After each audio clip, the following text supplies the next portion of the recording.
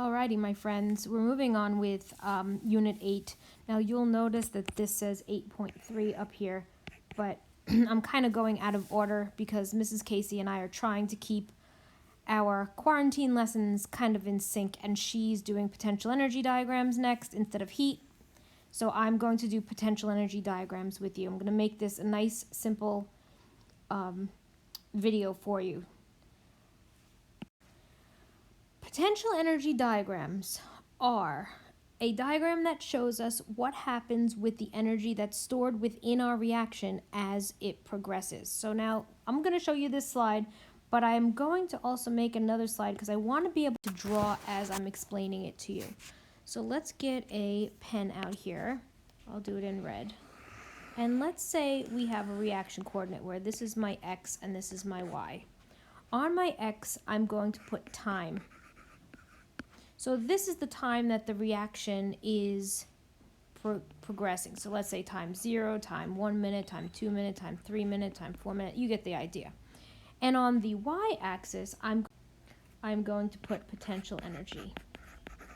Potential energy is stored energy. It's energy that's stored within the reactants or within the products.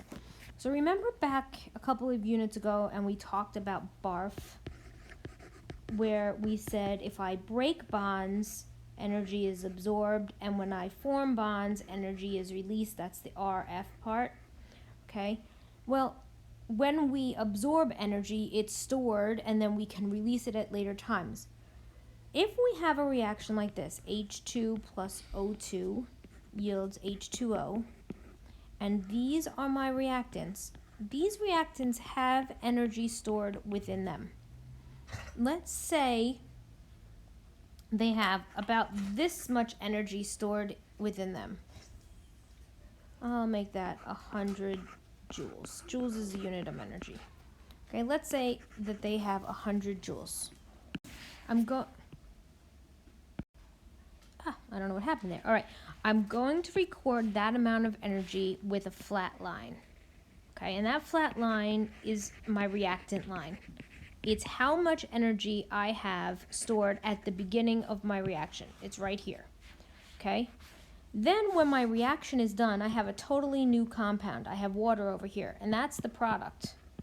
And the products are gonna have different amount of energy than what I started with. Let's say they have 200 joules of energy. Okay, so I started with reactants and I ended up with my products. I'll write products up here for you so you get it. Okay, and to get from here to here, I had to put energy in. I started with 100 joules and I had to go to 200 joules, so I put energy in. I absorbed energy, bonds were broken, and then when I reformed my bonds in my H2O, energy was released. Okay, and what was left after the energy was released, the products still had more energy than the reactants did. Okay, you'll see that in a second. There is a pathway. I'm going to change colors just to make it more interesting. There's a pathway that goes like this that the reaction follows from here to here. So when I have my reactants, and then I put energy in, look, I'm putting all of this energy in. The reaction goes, it gets to this top of the hill, and then it falls back down to the products. So I put in this much energy for the reaction to occur. Up here, this is called the activated complex. It's where the reaction starts. The reaction won't start until it gets there. I don't know if I can do this. Hold on. Let me pause you for a second.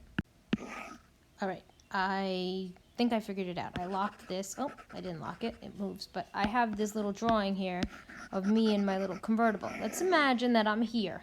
So this is my car, and this is the gas, right? It has the gas in the car. In order to get to the top of this hill, I have to push on the gas accelerator. Once I get to the top of the hill, that's where I don't need to put on the accelerator for my car anymore. I don't have to press on the pedal. And my car would just glide to the bottom. and it would stop right there because that's where the products are. All right, I'm sorry, I keep getting interrupted by dogs and kids. All right, so back to my car. I'm driving, I have to push on the accelerator, I have to put energy in to get to where the reaction is going to start. And then once I get to where the reaction is going to start, it can proceed to the products. Now let's get to labeling. I'll use a black pen for this.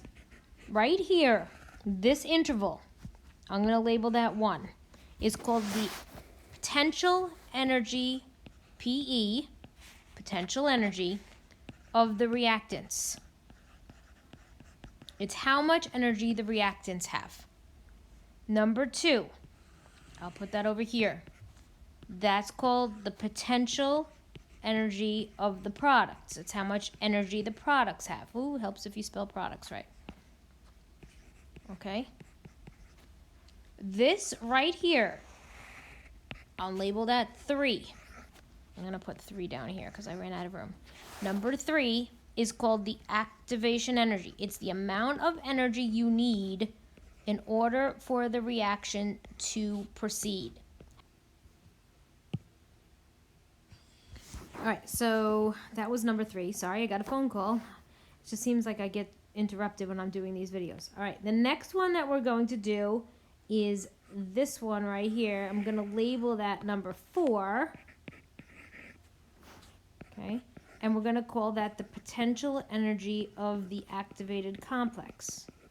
So let me point something out here. Write this down. You had number 1. That was potential energy of the reactant. See how it went from the x-axis up to this part of the graph? That's the potential energy of the reactants. Here we started at the x-axis and we went to the products. I'll move my car out of, move my car out of the way, maybe. Anyway, behind that car there says products. And then this one starts at the x-axis and goes up to the activated complex, the spot where the reaction starts. So that's called the potential energy of the activated complex. There's 3 lines that start at the x-axis. This one, and this one. And every single one of them starts with the word potential energy. Potential energy of reactants, potential energy of products, potential energy of the activated complex. Okay? All right, the next one is over here. It's number 5. I'm going to put number 5 right here. Okay, and number 5 is the activation energy of the reverse reaction. RXTN for reaction. Activation energy. I left out the word energy. I don't know if I could squeeze it in here. Of the reverse reaction. So imagine my car was going in reverse. I tried to grab my car before, but I couldn't. And if I was driving backwards, if I was starting with water and I was going this way and making hydrogen and oxygen, starting with water and going to hydrogen and oxygen, that's how much energy it would take me to get to my activated complex. And then finally, as I hear Ryan playing music up there, I have to do this fast before we get interrupted again, is this one that doesn't go to the top and it doesn't go to the bottom. Oh, let me point that. We'll make that number 6, and I'll put number 6 over here for a second. Let me just point this out before I move any further. You see how these both start at the graph and go to the top of the hill? This one, number 3, and this one, number 5. Okay? They're both activation energies.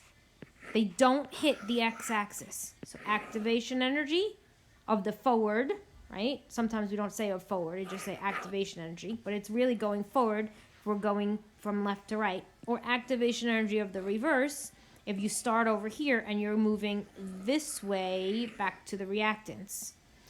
And then finally you have number 6. Number 6 is called the heat of reaction.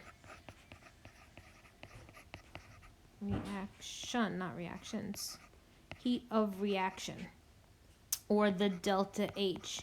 It's the change in heat. Okay, I'm going to go to the next page. And I'm going to just redraw this real quick so that you have it. Okay. we have the potential energy of the reactants, potential energy of the products, activation energy of the forward, activation energy of the reverse, potential energy of the activated complex, and we have this delta H. That's the delta H. It's the difference between the potential energy of the products, which is here. Let's say that's 200, minus the potential energy of the reactants, which is here. Let's say that's 100. So my delta H would be calculated as 100 joules. It's the change in the heat. What we start with, this is where we start, and where we end up, we finish. Okay, it's always finish minus start. And if your delta H is going to be positive, we're going to say that it took energy in. It was endothermic. Heat entered. When I say heat, I really mean energy, right? Energy entered. Heat is energy. Okay? We started with 100 and we ended with 200. So heat entered, it was endothermic. If, however, let's get another page, we ended up with a graph that looked like this. So my reactants are here, and my products are here. Now, let's say I started with 200, but I ended with 100. So my delta H, which is the different, hey, where did my pen go? The difference between the products and the reactants is the potential energy of the products minus the potential energy of the reactants. My potential energy of my products now is 100, and I'm subtracting 200. My delta H is going to be negative 100 joules. So my change in heat was negative. I started with 200, I ended with 100. And if my delta H is negative, then my potential energy diagram is exothermic. I gave off heat. I started with 200 bucks in my pocket. I ended up with 100 bucks in my pocket. I lost 100 bucks. Exothermic. So what we'll do is we're going to draw these two graphs. I'm sorry, this video is a little bit long. I'm just going to draw them like this and like this. Okay? This graph right here, the one that I'm pointing to, where I start low and end high, that's going to be an endothermic with the delta H equals positive. And then this guy, where it is starting high and ending low, my delta H is going to be negative. So I started high and I ended low. Now it is exothermic. Okay? So you've got to memorize these graphs. These graphs are important. Okay? All right, well, I just recorded about 7 minutes of stuff that you didn't hear me because I didn't turn it on. So let's try this again. All right, so I have here, I want you to think to yourself, is this an exothermic or is this an endothermic potential energy diagram? Hopefully you are saying that it is exothermic. Okay, we're going to take this exothermic graph and I'm going to just quickly label things that you should know. Once again, potential energy of the reactants, potential energy of the products, potential energy of the activated complex, activation energy of the forward, activation energy of the reverse, and delta H. Okay? There's one more thing that you have to be able to label, and that is a catalyst. And a catalyst looks like this. Okay? That little red dotted line up there. What a catalyst will do is it will speed up the chemical reaction by providing an alternate pathway. So if you think of this as a mountain, and we go back to my little car example, if my car was here, okay, this little arrow is my car, and my car was driving up the hill, in order to get to the activated complex, which is up here now where my arrow is, I would have to drive all the way up this hill. But if I have a catalyst, I can take this shortcut and go right across. It's kind of like a tunnel that goes right through the mountain. I don't have to put all this energy in, and so therefore my reaction is going to go faster because I don't have to put in as much energy to get to where the reaction is going to start. A catalyst will change three things. It will change, I'm going to do this with a highlighter, I think.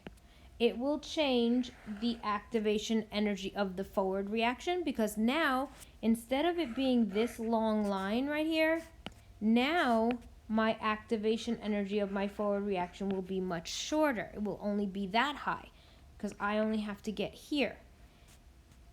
It will change my activation energy of my reverse reaction for the same reason because now I only have to put in that much energy to go in the reverse.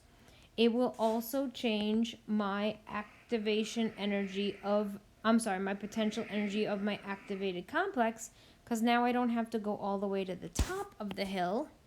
I can just go to that shortcut, that little dotted line in there. So those three things change when you add a catalyst. What does not change when you add a catalyst? Well, your potential energy of your reactants does not change. Your potential energy of your products does not change. And your change in heat, your delta H, heat of reaction, does not change because those are not affected by how high that hill is. The amount of energy you start with, that your reactants start with, will always be constant. The amount of energy you finish with, the heat, the potential energy of your products, will always be constant. And the difference between those two, the delta H, which is this line right here, let's get an arrow, this line right here, that is never going to change. Okay, so that's a lovely thing that they always ask. All right, just wrapping this up. Hopefully this video is not really, really long and helps you guys with your CASTLE learning that you're going to do. If you have any questions, write them down on Classroom. You also have email capabilities now. I'm pretty sure it's your first initial, last name at comswag.k12.ny.us. If you need to, email me. You know what my email is, jkaufman@comswag.k12.ny.us. Use it or give me a note in Google Classroom. You guys rock. You're doing awesome. Keep it up. And I will be talking to you again real soon, okay?